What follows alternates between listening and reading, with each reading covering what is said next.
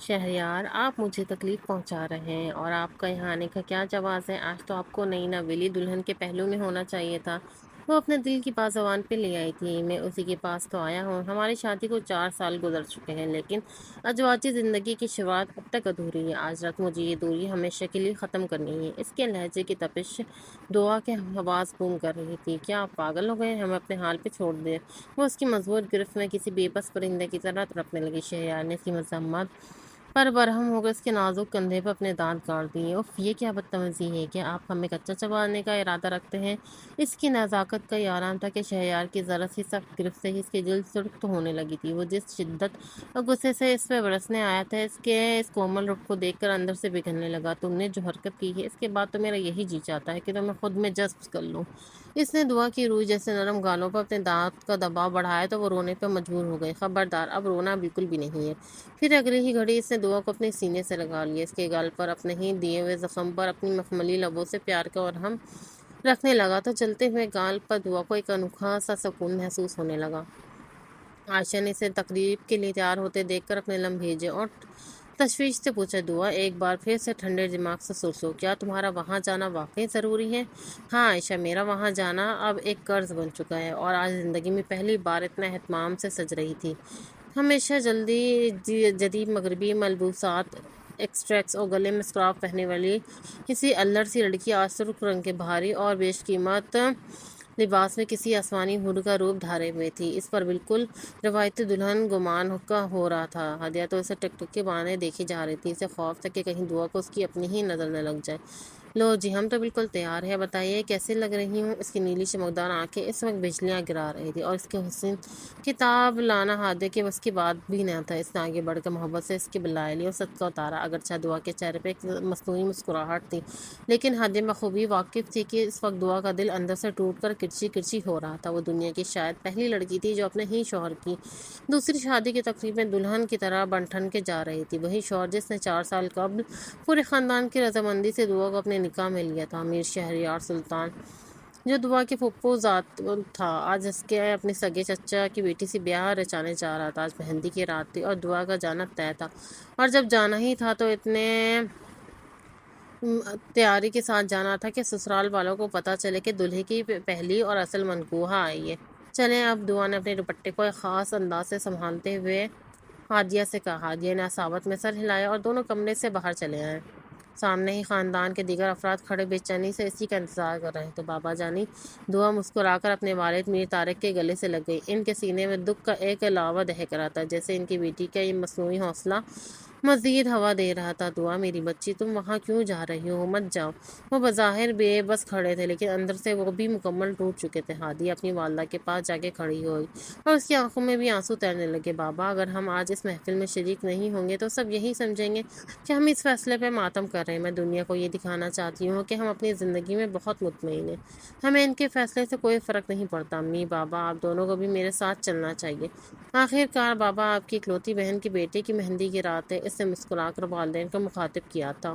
فرحت بیگم کی آنکھوں سے آنسو بہنے لگے۔ ان کی دیورانی نسرین نے آگے بڑھ کے ان کا کندھا تھپتھپایا اور بولی، دعا، وہ لوگ اس عزت کے قابل ہی نہیں ہے کہ ان کا سامنا کیا جائے۔ میر طارق صاحب کسی قیمت پہ راضی نہ تھے کہ دعا اس حویلی میں جائے، لیکن وہ یہ بھی جانتے تھے کہ دعا جب کسی بات پر اڑ جائے تو پھر کسی کی نہیں سنتی۔ پورے خاندان میں صرف ایک ہی شخص تھا جو اسے روک سکتا تھا، اور وہ تھا اس کا بڑا بھائی میر اسفندیار، جو اس وقت ایک بہت بڑے کاروباری منصوبے کے سلسلے میں ملک سے باہر گیا ہوا تھا اور اس ساری صورتحال سے بالکل بے خبر تھا۔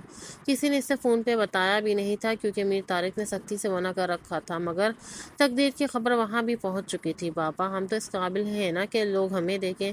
امی چلیں نا پلیز۔ وہ فرحت بیگم کے پاس اور آئی اور ان کا ہاتھ تھام کر اصرار کرنے لگی۔ میں وہاں نہیں جانا چاہتی بیٹا، انہوں نے انتہائی رندھے ہوئے لہجے میں کہتے ہوئے اس کا چہرہ اپنے ہاتھوں میں لے لیا اور اس کی ماتھے پہ پیار کرنے لگی۔ دعا، اگر تمہیں جانا اتنا ہی ضروری ہے تو مجھے اس سے ایک وعدہ کرنا ہوگا۔ وہ دعا کا چہرہ تھام کر بولی۔ طارق صاحب نے اس کا ہاتھ پکڑ کر سنجیدگی سے کہا، آپ حکم کریں بابا جانی۔ اس نے ان کے ہاتھ چومے۔ انہوں نے ایک ٹھنڈی آہ بھری اور کہا، یہ سب آخری بار ہو رہا ہے۔ اس تقریب کے فوراً بعد ہم عدالت سے خلا کے کاغذات بنوائیں گے، اور اب تم اس فیصلے میں کوئی رکاوٹ کھڑی نہیں کرو گی۔ یہ سن کر دعا کا دل جیسے ایک پل کے لیے دھڑکنا ہی بھول گیا، مگر اس نے فوراً اپنے اعصاب پر قابو پا لیا۔ ٹھیک ہے بابا جانی، ایسا ہی ہوگا۔ اب ہم اپنی زندگی کو اپنے ڈھنگ سے گزاریں گے۔ وہ اپنے والد کے گلے لگ گئی اور ایک گہرا سانس لیتے ہوئے مسکرا کر انہیں دیکھا۔ ہادیہ بیٹا، دعا کا پورا خیال رکھنا، اگر وہاں کوئی بھی مسئلہ کھڑا ہو مجھے اسی وقت فون کرنا۔ وہ ہادیہ کو تاکید کر رہے تھے۔ ہادیہ نے سر ہلا کر دعا کا ہاتھ تھام لیا۔ دعا جب مسکراتی تو اس کے گال کا گڑھا اور دائیں گال پر موجود گہرا تل اس کے حسن کو چار چاند لگا دیتا۔ دونوں باہر نکلی جہاں ڈرائیور ان کے لیے گاڑی کا دروازہ کھولے کھڑا تھا۔ دونوں گاڑی میں سوار ہوئی اور گاڑی سلطان مینشن کی طرف بڑھ رہی تھی، جہاں آج رات بہت بڑا تماشا ہونے والا تھا۔ میر شہریار سلطان اس وقت اس قدر وجیح لگ رہا تھا کہ کسی کی بھی نظر لگ جائے۔ آج اس کی مہندی کی تقریب اس کی چچا زاد کے ساتھ تھی۔ اپنے والد کی دیرینہ خواہش کو پورا کرنے کے لیے وہ یہ بندھن جوڑنے جا رہا تھا۔ کیا وہ درست کر رہا تھا؟ ایک لمحے کے لیے اس کا دل لرز اٹھا۔ یہی سب کے حق میں بہتر ہے، اس نے اپنے بے چین دل کو جھوٹی تسلی دی۔ ماشاءاللہ میرا بیٹا بہت ہی پیارا لگ رہا ہے، ماریہ بیگم نے بیٹے کی بلائیں لی، جبکہ ان کی آنکھوں کے گوشے نم تھے۔ انہوں نے کتنی ارمانوں سے اپنے بھائی کی بیٹی کے ساتھ شہریار کا نکاح پڑھوایا تھا۔ انہیں دعا شروع سے ہی بہت عزیز تھی، لیکن آج وہ رشتہ سیاست کی بھیٹ چڑھ چکا تھا، کیونکہ یہ میر حیدر کی ضد تھی کہ وہ اپنے سگے بھائی کے ساتھ خاندانی رشتہ جوڑا، اور آج اس کے انہی خواہش کے آگے شہریار نے اپنے پہلے رشتے کو پس پشت ڈال دیا تھا۔ کیا آپ میری اس شادی سے خوش ہیں امی؟ اس نے ماں کے چہرے کو اپنے ہاتھوں میں لے کر محبت سے پوچھا۔ میرے بیٹے کا گھر بس رہا ہے تو میں کیوں خوش نہ ہوں گی؟ انہوں نے انتہائی درد بھرے لہجے میں مسکرا کر جواب دیا، جس کی تپش شہریار نے محسوس تو کی مگر خاموش رہا۔ اچانک باہر زوردار آتش بازی شروع ہو گئی اور ڈھول کے تھاپ نے سماں بلند کر دیا۔ شہریار کے تمام دوست اور غزن کمرے کے اندر آئے اور اسے بازو سے پکڑ کے باہر محفل میں لے گئے۔ ماریہ بیگم نے اسے جاتے ہوئے دیکھا اور ایک فکرمند مسکراہٹ کے ساتھ خود بھی باہر نکل آئیں، جبکہ ان کا دل اندر سے پھٹ رہا تھا۔ آج وہ ہمیشہ کے لیے اپنے بھائی سے دور ہو رہی تھی، اس کی بیٹی کا دل توڑ کر، جو ان کے بیٹے کی قانونی منکوحہ تھی۔ کیا ان کا ضمیر اس پر راضی تھا؟ سب کے احساسات کیوں مر چکے تھے؟ یا اللہ میرے بھائی کا رشتہ مجھ سے نہ چھوٹے۔ ماریہ بیگم نے دل ہی دل میں دعا کی اور محفل کا حصہ بن گئی، مگر ان کا دماغ اپنے بھائی کے گھرانے میں ہی اٹکا ہوا تھا۔ شہریار کے دوستوں نے مہندی کا ایک بہت بڑا جشن برپا کر رکھا تھا۔ وہ اپنے دوستوں کا یہ جوش دیکھ کے بس ایک پھیکی مسکراہٹ بکھیر رہا تھا۔ دوسری طرف اندر ہال نما کمرے میں سحر اپنے زرق برق لباس میں اپنی سہیلیوں اور کزن کے جھرمٹ پر بیٹھی تھی۔ بہت روپ آیا ہے تم پہ سحر، ماشاء اللہ، ایک سہیلی نے تعریف کی تو وہ دل سے مسکرا دی۔ وہ خوش کیوں نہ ہوتی؟ آخرکار جس شخص کو اس نے بچپن سے چاہا تھا آج اسے پانے جا رہی تھی۔ ویسے آپس کی بات ہے، کسی کا نصیب کیسے چھینا جاتا ہے یہ کوئی سحر سے سیکھے۔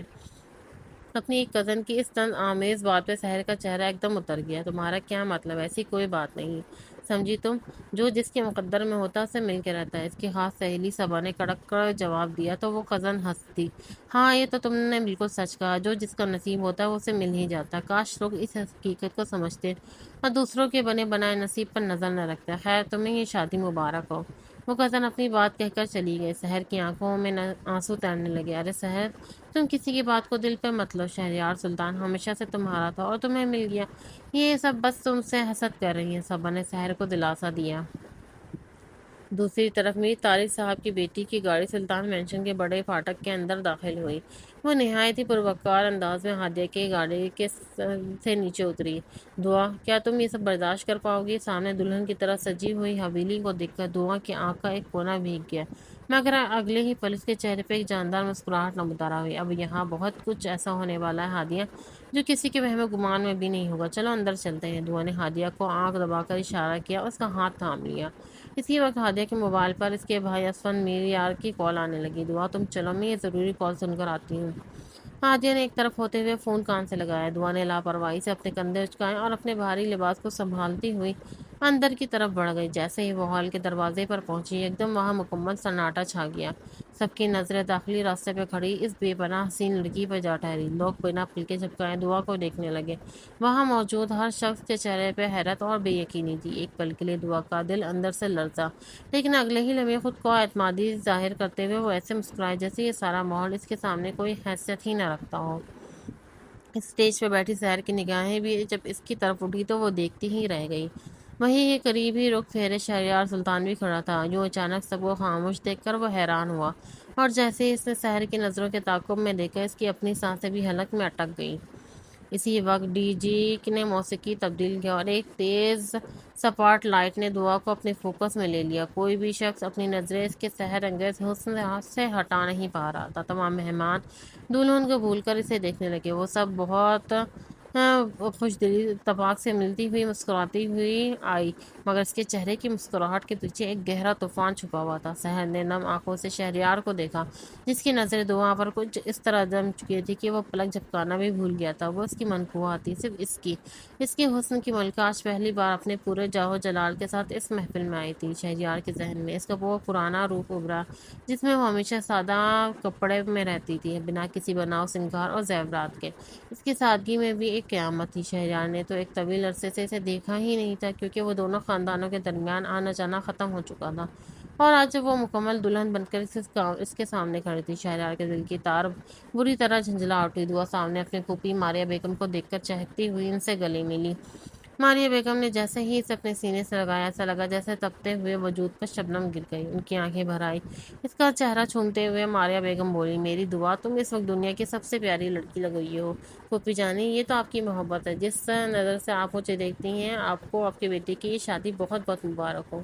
اس سے مسکرا کر مبارکباد دی، مگر اس لفظ نے ماریہ بیگم کے دل کو اندر تک چھلنی کر دیا۔ انہوں نے اپنے آنسو صاف کرتے ہوئے پوچھا، تمہارے ابا اور امی نہیں آئے؟ شاید وہ ایک غلط سوال کر بیٹھی تھی۔ ہم نے تو بہت اصرار کیا تھا کہ وہ چلے، مگر وہ راضی نہیں ہوئے، اس لیے میں ہادیہ کے ساتھ آ گئی۔ وہ بھی میرے ساتھ ہی تھی، شاید باہر کسی ضروری فون پر مصروف ہے۔ دعا نے نہایت ہی بے نیازی سے جواب دیا، جبکہ کتنے ہی لوگوں کی نظریں مسلسل اس کا طواف کر رہی تھی۔ ویسے اخلاقی طور پر تمہارا ابھی یہاں آنا بنتا نہیں تھا، چچی روبینہ نے منہ بناتے ہوئے کہا، جو سحر کی والدہ تھی۔ ان کی اس کڑوی بات پر دعا نے حاکمانہ نظر ان پر ڈالی اور بولی، حویلی سے شادی کا دعوت نامہ بھیجا گیا تھا چچی جان، اور ہم یہ ثابت کرنا چاہتے تھے کہ ہم تحفہ دینے کا بڑا دل رکھتے ہیں۔ ویسے بھی آپ کی بیٹی کو ہماری طرف سے کسی اور تحفے کی کیا ضرورت، ہم نے تو پورا کا پورا شوہر ہی انہیں تحفے میں دے دیا۔ یہ کہہ کر دعا نے ہادیہ کو ڈھونڈنے کے لیے نظریں گھمائی، جو ابھی تک اندر نہیں آئی تھی۔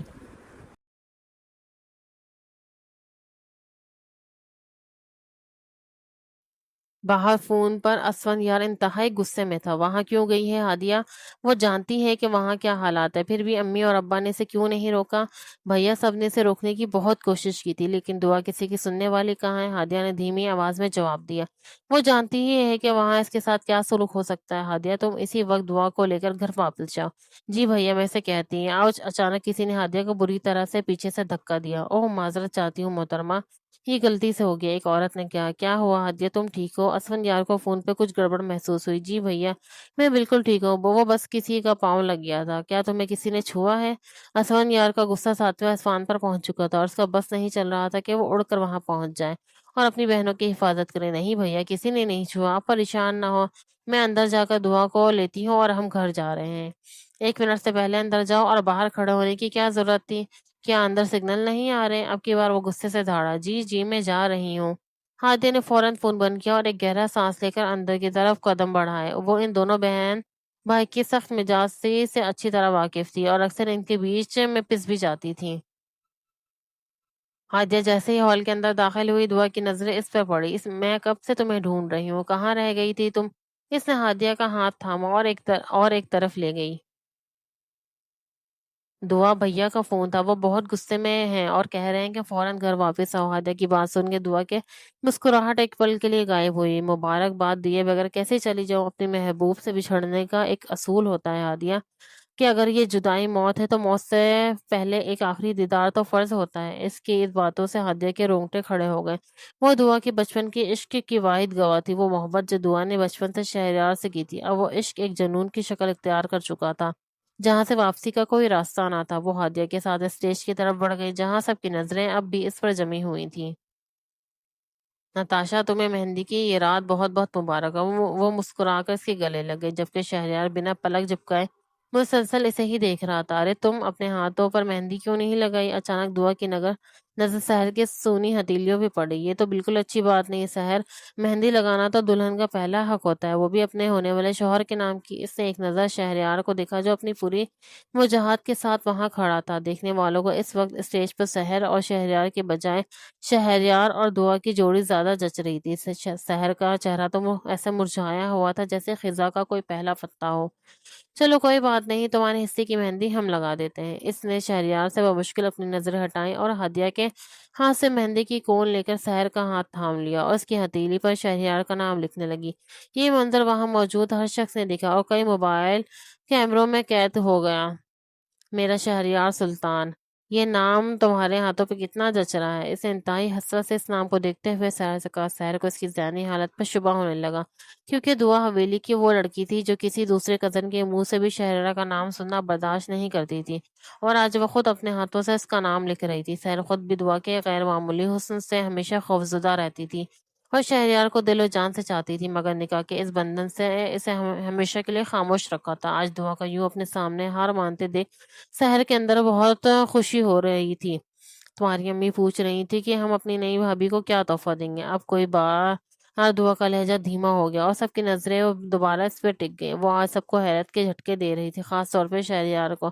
میں نے بہت سوچا کہ ایسا تحفہ کیا ہونا چاہیے جو اس نئے جوڑے کی شایان شان ہو۔ پھر بہت سوچ بچار کے بعد میں نے فیصلہ کیا کہ میں آپ کو یہ دوں گی۔ یہ کہتے ہوئے اس نے بائیں ہاتھ کی چوتھی انگلی سے وہ ہیرے کی انگوٹھی تار دی، جسے ان 4 سالوں میں اس نے ایک بار بھی اپنے ہاتھ سے الگ نہیں کیا تھا، کیونکہ یہ اس کے نکاح کا پہلا اور آخری تحفہ تھا جو شہریار نے اسے دیا تھا۔ دل پہ پتھر رکھ کے نم آنکھوں کے ساتھ چہرے پہ مسکراہٹ سجائے وہ انگوٹھی سحر کی انگلی میں پہنا دی۔ شہریار نے غصے سے اپنی مٹھیاں بھیج لی اور ایک قہر آلود نظر دعا پہ ڈالی۔ ٹھیک ہے، اب ہم اجازت چاہتے ہیں، کافی دیر ہو گئی ہے، امید ہے آپ کو میرا یہ تحفہ پسند آیا ہوگا۔ وہ ایک مطمئن لیکن انتہائی سرد نظر شہریار پر ڈال کر بولی، جو اس وقت غصے سے پھٹنے کے قریب تھا۔ کل نکاح والے دن میرا آنا ممکن نہیں ہوگا، کیونکہ کل صبح میں ہماری بیرون ملک کی پرواز ہے، اس لیے میری طرف سے شادی مبارک۔ میں امید کرتی ہوں یہ نیا بندھن آخری سانس تک نبھے گا، فی امان اللہ۔ وہ جس دبدبے کے ساتھ اسٹیج پر آئی تھی، اسی وقار کے ساتھ نیچے اتر گئی۔ ہدیہ بھی اس کے ساتھ چڑھ پڑی، جبکہ سحر بیگم گمسم اپنے ہاتھ کو دیکھتی رہ گئی۔ اس کی سہیلی سبا نے اسے گلے لگایا اور کہا، مبارک ہو سحر، بالآخر تمہاری راہ کا سب سے بڑا کانٹا خود ہی اڑ گیا۔ اب تمہیں شہریار سے کوئی الگ نہیں کر سکتا۔ سحر نے اس قیمتی انگوٹھی کو دیکھتے ہوئے مسکرا کر سر ہلایا۔ دعا باہر جاتے ہوئے دوبارہ اپنی پھوپھو کے پاس رکی، ان سے کچھ باتیں کی اور ان کا ہاتھ چوم کر الوداع کہا۔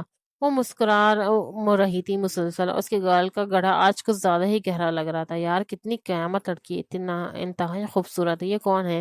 اگر ہو سکے تو میری بات چلوائے نا۔ شہریار کے ایک دوست سے اس کے کان میں سرگوشی کی تو شہریار نے اسے ایک خونخوار نظر سے دیکھا تو وہ دہل گیا۔ وہ میری بیوی ہے۔ اس سے پہلے کہ دوست اپنی بات مکمل کرتا، شہریار کی گراہٹ نے اسے سکتے میں ڈال دیا اور وہ مزید کچھ کہنے کی ہمت نہ کر سکا۔ دعا رخصت ہونے کے لیے ماریہ بیگم کے گلے لگی تو انہوں نے اس کے ماتھے پر پیار کیا اور اسے رخصت کر دیا۔ اس کی آنکھوں سے گرنے والے آنسو شہریار کی نظروں سے چھپ نہ سکے۔ وہ ہدیہ کے ساتھ حویلی کے بڑے دروازے سے باہر نکل گئے اور گاڑی میں بیٹھ کر نظروں سے اوجھل ہو گئی۔ شہریار کو یوں لگا جیسے حویلی کی ساری روشنی اپنے ساتھ لے گئی ہو اور ہر طرف اندھیرا چھا گیا ہو۔ شہریار بیٹا آؤ، تمہیں کسی خاص مہمان سے ملوانا ہے، حیدر سلطان نے بیٹے کا دھیان بٹانے کے لیے کہا تاکہ وہ دعا کے بارے میں مزید نہ سوچے، اور وہ ان کے ساتھ آگے بڑھ گیا، مگر اس کا دماغ اس حسن کے صحرے میں جکڑا ہوا تھا۔ وہ ہادیہ اور دعا گاڑی میں بیٹھ کر بالکل خاموشی تھی۔ ہادیہ نے ڈرائیور سے کہہ کر گاڑی کو دریا کنارے پرسکون جگہ پہ رکوایا۔ باہر آؤ دعا ہادیہ سے لے کے گاڑی سے نیچے اتری۔ وہاں صرف پانی کی لہروں کا شور تھا اور چاند کی چاندنی بکھری ہوئی تھی۔ سب ٹھیک تو ہے نا؟ ہادیہ کو دعا کی یہ گہری خاموشی ڈرا رہی تھی۔ ہاں بالکل ٹھیک ہے، تم فکر مت کرو، یہاں کا ماحول بہت پرسکون ہے، دعا نے ایک گہرا سانس لیتے ہوئے کہا۔ وہ جو کچھ بھی ہوا وہ اچھا نہیں ہوا، مجھے بہت دکھ ہوئے، کم از کم شہریار بھائی کو سوچنا چاہیے تھا کہ وہ اپنا پہلا رشتہ تو نبھا نہیں سکے اور دوسری شادی کرنے چلے ہیں۔ ہادیہ نے منہ بنا کر کہا، یہی تو وجہ ہے ہادیہ ان کی دوسری شادی کی، کہ وہ اپنے پہلے رشتے کی قدر نہیں کر سکے۔ وہ اپنے جوتے اتار کر پانی کے کنارے چاندنی میں کھڑی ہو گئی۔ ہادیہ نے اسے محبت سے دیکھا، وہ واقعی کسی پری جیسا حسن رکھتی تھی، بے پناہ خوبصورت اور نازک۔ ہادیہ اس کی چچا کی بیٹی تھی جو اب اس دنیا میں نہیں جو اس دنیا میں نہیں رہے تھے، اور اس کے والدہ طارق صاحب کی سالی تھی، اس لیے وہ سب ایک ہی گھر میں رہتے تھے۔ ہادیہ کا رنگ گندمی تھا، لیکن اس کی نین نقش انتہائی تیکھے اور کوشش تھی، جبکہ دعا سر سے پاؤں تک حسن کا ایک شہکار تھی۔ اسی وقت موبائل پر دوبارہ اسفندیار کی کال آنے لگی۔ دعا کہاں ہے؟ اس نے فون اٹھاتے ہوئے بے چینی سے کہا۔ ہادیہ نے ویڈیو کال کر کے پچھلا کیمرہ آن کر کے اسے دعا کا چہرہ دکھایا، جو چاند کی روشنی میں کسی کھلتے ہوئے گلاب کی طرح چمک رہی تھی۔ کچھ پل وہاں مکمل خاموشی رہی۔ اسے لے کر فوراً گھر جاؤ، اس وقت وہاں رکنا مناسب نہیں ہے، اسفندیار نے انتہائی سنجیدہ اور دھیمے لہجے میں کہا، جس پر ہادیہ نے حیرت سے سر ہلایا اور کال بند کر دی۔ وہ دعا کو لے کر واپس گاڑی کی طرف بڑھی۔ اب دعا اپنے دماغ سے شہریار کو نکال چکی تھی، مگر کیا وہ اسے اپنے دل سے بھی نکال پائے گی، یہ کوئی نہیں جانتا تھا۔ حویلی میں مہمانوں کے جانے کے بعد طوفان کھڑا ہو گیا تھا۔ یہ کیا تماشا تھا؟ حد ہو گئی ہے، تمہارے بھائی نے اپنی بیٹی کو اتنی کھلی چھوٹ دے رکھی ہے کہ وہ یہاں منہ اٹھا کر چلی آئی۔ حیدر سلطان انتہائی غصے میں ہال میں ٹہل رہے تھے۔ اب وہاں صرف گھر کے قریبی لوگ ہی بچے تھے۔ شادی کا کارڈ آپ کی ہی اجازت سے بھیجا گیا تھا، ماریہ بیگم نے انتہائی سپاٹ لہجے میں جواب دیا۔ کارڈ دیا تھا تو امیر بھائی صاحب خود آتے نا، اپنی بیٹی کو کیوں بھیج دیں یہاں فتنہ کھڑا کرنے کے لیے؟ پلیز حیدر، آپ کو جو کہنا ہے مجھے کہیے، میرے بھائی کے بارے میں کوئی بات نہ کرے۔ اگر انہوں نے فتنہ ہی کھڑا کرنا ہوتا تو وہ یہاں خود آتے اور بہت کچھ کر سکتے تھے، لیکن انہوں نے ایسا کچھ نہیں کیا۔ وہ تو بیچارے دونوں طرف سے پس رہے ہیں، ایک طرف ان کی بہن اور دوسری طرف ان کی ایکلوتی بیٹی۔ وہ اپنی بیٹی کے لیے کوئی سخت قدم بھی نہیں اٹھا سکتے کیونکہ انہیں میرا لحاظ ہے، اور آپ جو اتنی باتیں سنا رہے ہیں، دونوں نے یہاں آ کر کوئی غلط حرکت نہیں کی، سب اس بات کے گواہ ہیں۔ وہ تو بیچاری خاموشی سے اپنا سب کچھ قربان کر کے چلی گئی۔ ماریہ بیگم نے روتے ہوئے سحر کے ہاتھ کی طرف اشارہ کیا تو سحر کی والدہ نے اپنا منہ دوسری طرف کر لیا۔ اس نے کوئی احسان نہیں کیا، یہ میری بیٹی کا حق تھا، روبینہ بیگم نے تڑک کر کہا۔ ماریہ بیگم نے افسوس سے سر ہلایا اور بولی، یہاں موجود ہر شخص اچھی طرح جانتا ہے کس کا کس پر کتنا حق ہے، اور میں آپ سے اس موضوع پر کوئی مزید بحث نہیں کرنا چاہتی ہے۔ آپ سب جو چاہتے ہیں وہی ہو رہا ہے نا؟ نہ میں کچھ بولی ہوں اور نہ میرے بھائی، اب وہ رشتہ ہمیشہ کے لیے ختم ہو چکا ہے، اس لیے بہتر ہوگا کہ آئندہ ان کا نام نہ لیا جائے۔ وہ یہ کہہ کر سیڑھیوں کی طرف بڑھ گئی۔ میں امید کرتا ہوں اب وہاں سے کوئی بھی ہمارے رنگ میں بھنگ ڈالنے نہیں آئے گا۔ حیدر سلطان کی اس بات پر ماریہ بیگم کے قدم ایک پل کے لیے رکے، مگر وہ بنا کچھ کہے اپنے کمرے کی طرف چلی گئی۔ حیدر بھائی، آپ فکر نہ کریں، سب ٹھیک ہو جائے گا۔ اگر کسی نے کوئی مسئلہ کھڑا کرنے کی کوشش کی تو ہم دیکھ لیں گے، شہر کے والد علی سلطان نے کہا۔ شہریار ان سب کو ایک ساتھ نظر سے دیکھتا ہوا اپنے کمرے کی طرف بڑھ گیا۔ کمرے میں آ کر شہریار کے کانوں میں دعا کے الفاظ گونجنے لگے، مہندی مبارک ہو سحر۔ ارے تم نے مہندی نہیں لگائی، یہ تو دلہن کا حق ہوتا ہے، وہ بھی شوہر کے نام کی۔ وہ ان یادوں میں کھو گیا جب وہ سحر کے ہاتھ پہ مہندی سے اس کا نام لکھ رہی تھی۔ اس کے اپنے ہاتھ بالکل سونے تھے، کیا اس کا کوئی حق نہیں تھا کہ وہ اپنے شوہر کے نام کی مہندی سجاتی؟ شہریار کے دل میں ایک شدید تڑپ جاگی کہ وہ دعا کے ہتھیلیوں پر اپنا نام دیکھے۔ پھر اسے دعا کا اگلا جملہ یاد آیا، ہم نے بہت سوچا کہ تحفہ کیا ہونا چاہیے، پھر ہم نے یہ دینے کا فیصلہ کیا، اور اس نے اپنی شادی کی انگوٹھی اتار کر دے دی تھی۔ وہ اپنی محبت کی آخری نشانی کیسے کسی اور کو دے سکتی تھی؟ شہریار کا غصہ بڑھنے لگا۔ کل ہماری بیرون ملک کی فلائٹ ہے، اس لیے شادی مبارک ہے، رشتہ آخری سانس تک نبھائیے گا، فی امان اللہ۔ اس کی یہ آخری الفاظ شہریار کے دل میں خنجر کی طرح چبھے، اور وہ تڑپ کر کھڑکی کے پاس جا کے کھڑا ہو گیا۔ وہ پاکستان چھوڑ کر کیسے جا سکتی ہے؟ وہ میرے نکاح میں ہے، مجھ سے الگ نہیں، میں چاہے ایک چھوڑ کے 10 شادیاں کروں، وہ میری ہی بیوی رہے گی۔ اس کے زمین سے جھنجھوڑا۔ بیوی؟ تم نے اسے بیوی مانا ہی کب تھا؟ تم تو کل کسی اور کے سے نکاح کر کے اس کا حق کسی اور کو دینے جا رہے تھے۔ کسی کا دل توڑنا سب سے بڑا گناہ ہے، کیا تم دعا کے ساتھ یہ گناہ نہیں کر رہے ہیں؟ دعا کا وہ حسین روپ اس کے دل و دماغ پر ایک جنون بن کر سوار ہو چکا تھا، جہاں سحر کے لیے کوئی جگہ نہیں تھی۔ مجھے صرف دعا چاہیے، اس نے تیز سرد ہوا کے جھونکے میں اپنی آنکھیں بند کر کے اس سچائی کا اعتراف کر لیا جو اب سب پر بھاری پڑنے والی تھی۔ اگلی صبح میر طارق صاحب نے خلا کے کاغذات دعا کے سامنے رکھے۔ یہاں دستخط کرو میری بچی۔ دعا کی انگلیاں کانپ رہی تھیں، لیکن اس نے مضبوطی سے قلم پکڑ کر دستخط کر دیے۔ یہ اس کی آزادی کا پروانہ تھا، یہ اس کی محبت کا دیٹ فوراً۔ وہ نہیں جانتے تھے، مگر وہ اتنا جان گئی تھی کہ ایک طرفہ محبت کا رشتہ زیادہ دیر نہیں چل سکتا۔ بابا، 4 گھنٹے بعد ہماری فلائٹ ہے، میں اپنا سامان پیک کر لوں؟ وہ اپنی آنسو چھپاتی ہوئی سیڑھیاں چڑھ کر اپنے کمرے میں چلی گئی۔ وہ اور دروازہ بند کر کے دل پہ ہاتھ رکھ کر پھوٹ پھوٹ کر رو دی۔ یہ کاغذات بغیر کسی تاخیر کے آدھے گھنٹے کے اندر سلطان ہاس پہنچ جانے چاہیے۔ طارق صاحب نے اپنے ایک خاص آدمی کو حکم دے دیا۔ قانونی کارروائی مکمل ہو چکی تھی۔ ادھر حویلی میں شہریار دلہا بنے آئینے کے سامنے تیار کھڑا تھا، مگر اس کا دل کہیں اور تھا۔ اس کی ماں کمرے میں داخل ہوئی اور اس کے سر پہ دولہے کا امامہ سجانے لگی۔ شہریار نے اپنا سر جھکا لیا۔ امی، کیا آپ اب بھی مجھ سے ناراض ہیں؟ اس نے بہت دھیمے لہجے میں پوچھا۔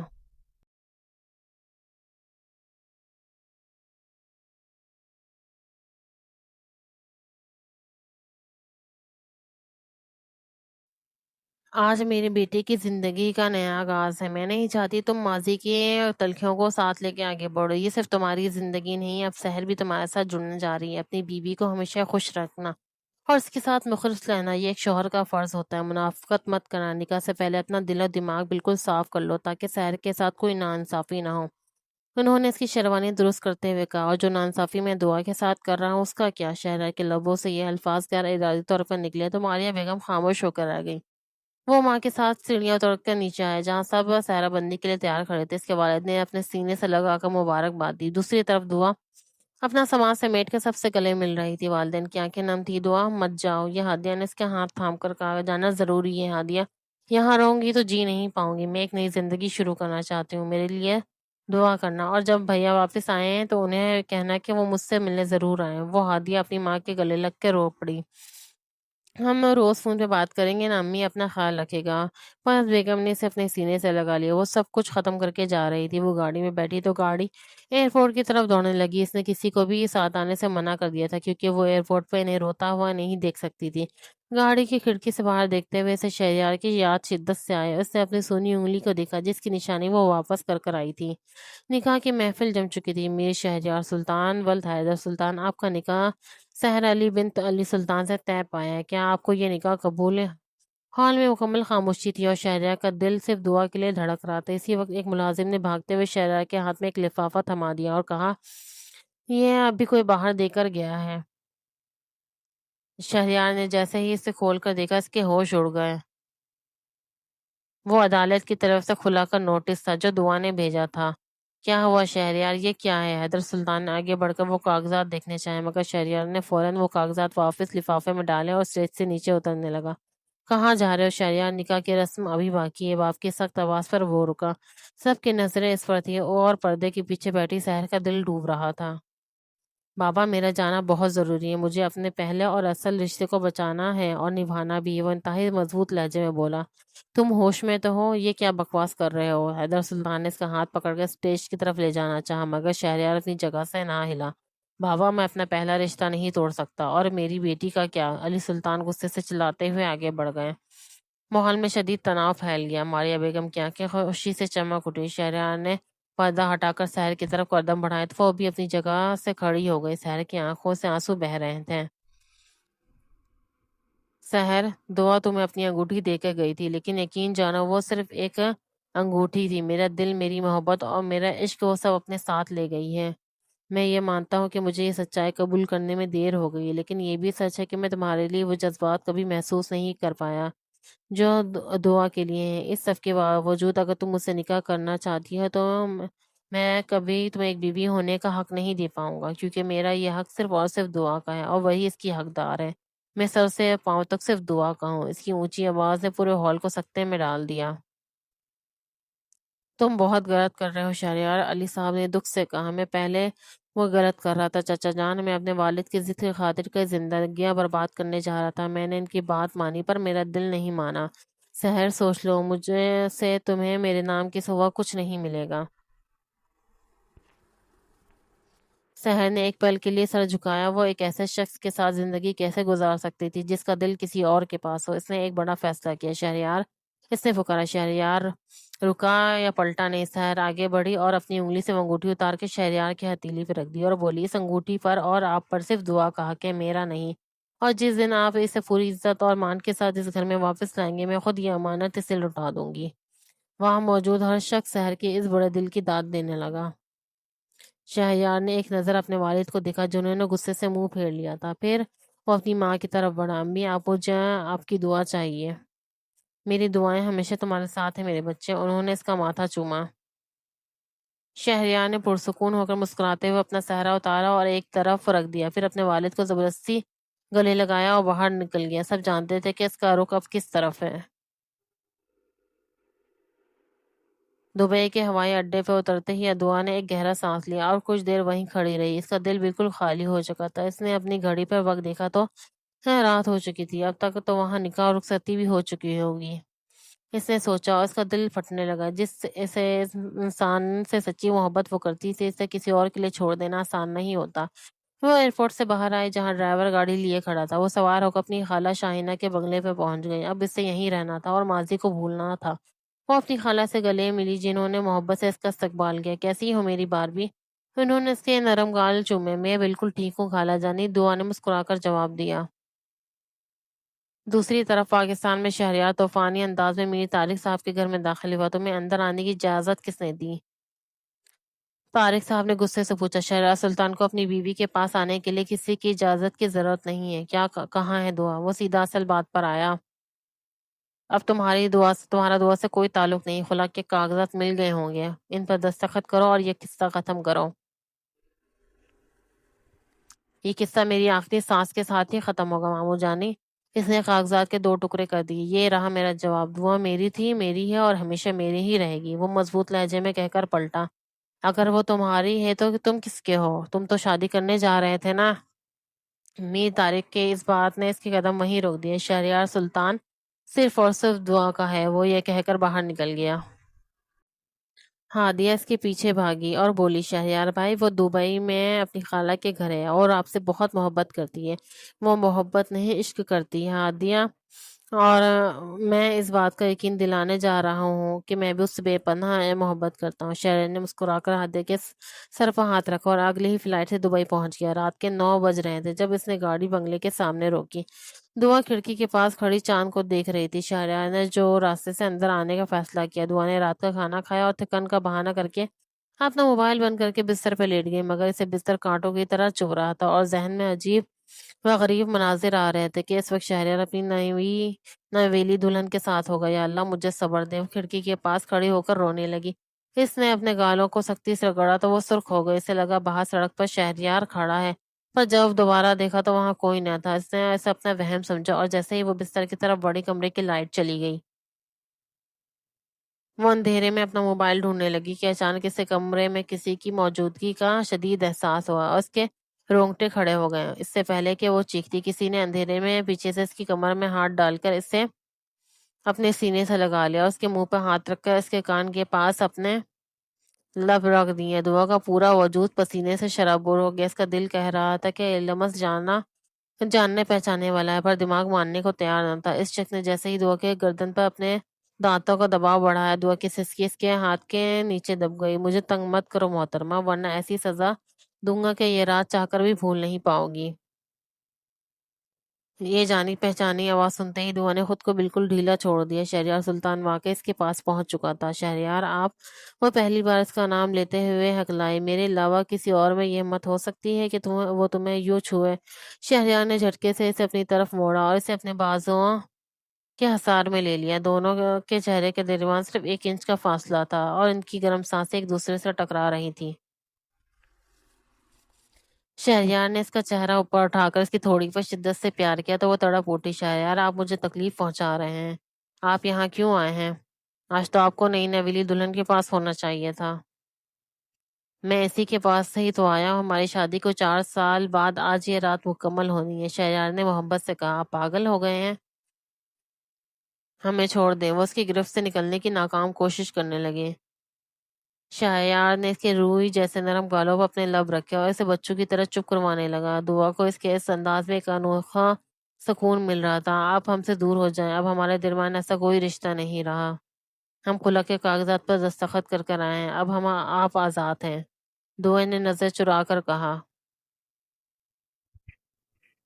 شہریار کو شدید غصہ آیا۔ وہ سب کچھ چھوڑ کر یہاں آیا تھا اور وہ اب بھی دوری کی باتیں کر رہی تھی۔ اس نے اسے بستر پہ گرایا اور خود اس پر جھک گیا۔ آپ اپنی قمیض کیوں اتار رہے ہیں؟ وہ گھبرا کر اٹھنے لگی، پر شہریار نے واپس تکیے پہ گرا دیا۔ تم میرے اندر کی ستم گر عشق کو جگایا ہے دعا، اب اس کا سامنا بھی تو تمہیں کرنا ہی پڑے گا نا۔ اس نے اس کا اسکارف ایک جھٹکے سے الگ کر دیا۔ دور ہٹیں ہم سے، اپنی اس بیوی کے پاس جائیں جس سے آپ کا نکاح ہو گیا ہے، وہ چلائی تو شہریار نے اس کے دونوں کلائیاں پکڑ کر تکیے پہ جما دی۔ کیوں مجھے غصہ دلا رہی ہو؟ میں یہاں صرف پیار کرنے آیا ہوں، اگر یوں ہی ضد کرتی رہی تو صرف تم نظر اٹھانے کے قابل بھی نہیں رہو گی۔ کیا کرنے والے ہیں آپ؟ اس نے روتے ہوئے پوچھا۔ شہریار نے اس کے کان کے پاس جھک کر کہا، بہت سارا پیار ہے۔ اس نے پیار سے اس کے ماتھے اور آنکھوں کو چوما اور بولا، میں ہمیشہ سے صرف تمہارا ہوں، صرف تمہارا۔ جھوٹ، جو کچھ میں نے دیکھا اسے کیسے بھول جاؤں؟ وہ سسکیاں بھرنے لگی۔ تم نے جو کچھ دیکھا وہ سچ نہیں تھا، میں تمہارے لیے سب کچھ چھوڑ کر آیا ہوں۔ اب مجھ سے دور مت جاؤ، مجھے میرا حق چاہیے۔ شہریار نے اس کے چہرے کو اپنے ہاتھوں میں لے کر شدت سے کہا، بغیر رخصتی سے کے کیسا حق شہریار؟ آپ نے آنے میں بہت دیر کر دی۔ اس نے آخری کوشش کی، پر شہریار نے اس کے لبوں پر جھک کر اس کی ساری باتیں اپنے اندر جذب کر لی۔ جب وہ تھوڑا پیچھے ہٹا تو دعا نے اس کے کندھے پہ مکے مارے۔ آپ تو ہماری سانسیں ہی بند کرنے چلے تھے۔ شہریار نے مسکرا کر اس کے ناک سے اپنی ناک ٹکرائی اور بولا، تم بہت نازک ہو دعا، اور دنیا کی کوئی طاقت مجھے تم سے دور نہیں کر سکتی۔ جب آپ دوسری شادی کر رہے تھے تب میں یاد نہیں آئی؟ اس نے تنزیہ کہا، میں شادی کر رہا تھا پر کی تو نہیں نا۔ مجھے صبح تک کا وقت دو، سب سمجھا دوں گا۔ ابھی مجھے صرف تمہارے وجود کا سکون چاہیے۔ اس نے دعا کو اپنی باہوں میں سمیٹ لیا۔ آپ کو شرم آنی چاہیے، یوں چوروں کی طرح چھپ کر آئے ہیں یہاں۔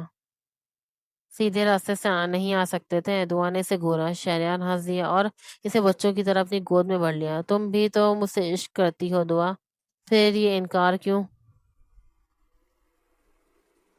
کس نے کہا ہم آپ سے عشق کرتے ہیں؟ اگر کرتے ہوتے تو چھوڑ کے کیوں آتے؟ اس نے نظریں چرائی۔ شہریار نے اس کا چہرہ اپنی طرف موڑا۔ میں نے سوچا تھا بہت پیار سے تمہیں اپنا بناؤں گا، پر تمہیں سختی پسند ہے، تو ٹھیک ہے۔ وہ دوبارہ اس کے لبوں کی طرف بڑھا تو دعا نے اپنی ہتھیلی اس کے منہ پر رکھ دی۔ ہم آپ کو ایسے کسی بات کی اجازت نہیں دیں گے۔ اگر آپ کو اپنا حق چاہیے تو پوری دھوم دھام سے بارات لے کر آئے اور ہمیں اپنی دلہن بنا کر لے جائیے، تبھی آپ کو آپ کا حق ملے گا۔ اس نے اپنی شرط رکھ دی۔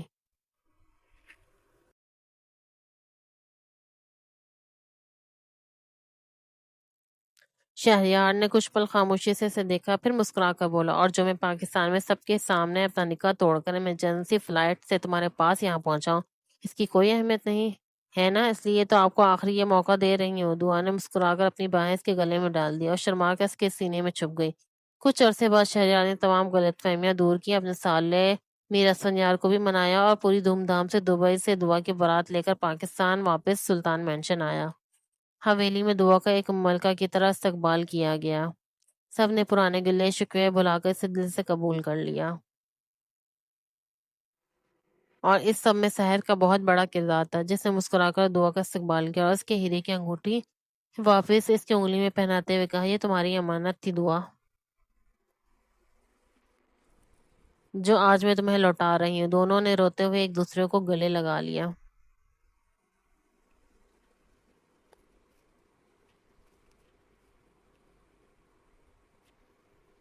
دعا نے اپنی بھاری عروسی لباس میں شہرہ کے سجے ہوئے کمرے میں بیٹھی تھی۔ اسے یقین نہیں آ رہا تھا کہ وقت نے کیسے پلٹا کھایا ہے۔ شہریار کمرے میں داخل ہوا، اپنی شیروانی اتار دی اور اس کے قریب بیٹھ کر اپنے موبائل سے تصویریں کھینچنے لگا۔